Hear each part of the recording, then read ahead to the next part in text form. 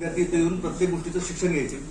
कालांतराने ही पद्धत पुढे पुढे का लोपावत गेली. मॅकॅले सारखा इंग्रज आला आणि त्यांनी काय केलं की इथले मुलं फक्त कारकुनच व्हायला पाहिजेत या दृष्टिकोनाचं शैक्षणिक स्ट्रक्चर ढाचा त्यांनी क्रिएट केला देशामध्ये.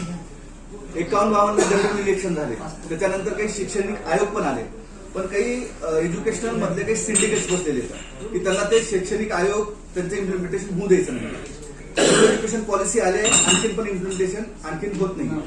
सगळ्यात महत्वाचं काय की गुरु शिष्य परंपरेमध्ये शिक्षण काय होतं तर प्रॅक्टिकल शिक्षण होतं. म्हणजे काय, सकाळी 4ला उठवायला लावायचे, स्वतःचं अंथरूण स्वतः काढायला लावायचे, स्वयंपाक बनवायला लावायचे, झाडून काढायला लावायचे, प्रत्येक गोष्ट प्रॅक्टिकली ते शिकवायचे, निसर्गाला प्रॅक्टिकली शिकवायचे, प्रत्येक विषयाला प्रॅक्टिकली शिकवायचे. ते प्रात्यक्षिक शिक्षण आता आपल्या देशामध्ये कसं शिकवतो आपण, भूकंपट्टीचं थेरी त्या पद्धतीनं. मग आमचं मत तेच आहे की ते जास्तीत जास्त प्रात्यक्षिक कसं होईल त्या दृष्टिकोनातून आपण सगळेजण मिळून काम करू.